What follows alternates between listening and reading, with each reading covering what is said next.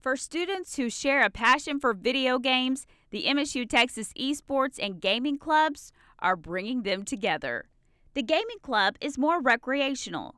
That's for students who use gaming as a way to connect with other people, have fun, grow relationships, things like that. And so that's all kinds of games like tabletop gaming, video gaming, stuff like that. While the Esports Club is all about competition. And so these are students who might find playing video games fun, but really they use video games as an outlet for competitive expression and mastery over things. And so they have that competitive itch, that competitive drive, and so that's how they relate to gaming.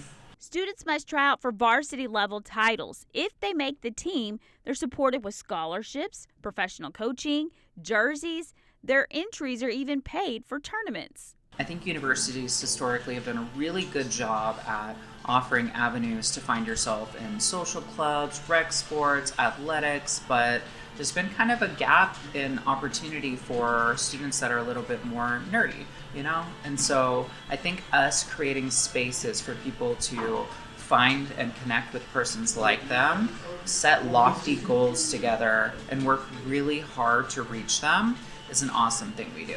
A while ago, we had a big event here called Hyperbeam, and there we had a tournament where this dad brought his 15-year-old kid here to compete for one of the games.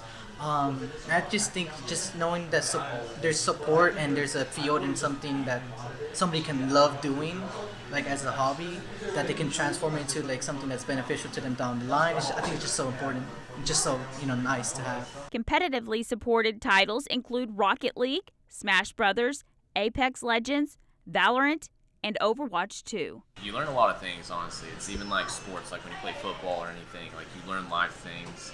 And I'd say you learn it from this too, just like through all the hardships and the amount of work you have to put in to be able to like compete at such a high level. Stuff that like applies to both like college, like education, and our esports careers. Like deadlines are still important. Just repetition, training, practicing, stuff like that equates to like studying and preparing for a test the same way we would like a game or something like that. A lot of skills are pretty transparent between the two. The clubs also have collaborations with other esports teams, like those at Ryder High School. We reached out to Ryder this week because we know they're in their playoffs. We're excited for them. They're our home high school team, and so we've offered our support to help them practice for their playoffs. So we have good relationships with the local esports high schools. I would say that a lot of them end up coming here just because of those relationships we build, but I think the recruitment part just happens because they see what we're doing here, but it's more about the partnership. And as MSU celebrates its 100-year anniversary, everyone is looking forward to the future of the esports and gaming clubs. I just think like Midwestern wise, like we are laying the groundwork through trial and error for other people to come in later years and flourish, I'd say.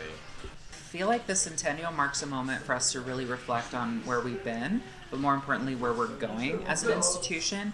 And I am really excited to work somewhere where we're contemporary, but also forward-thinking. And I think being mindful of all kinds of students, all kinds of avenues to discover yourself, reach for big dreams and goals, I think that's something MSU does really well. And I think esports and gaming is a perfect example of us being forward-thinking. And I hope the next 100 years keep looking like the last year here with esports and gaming.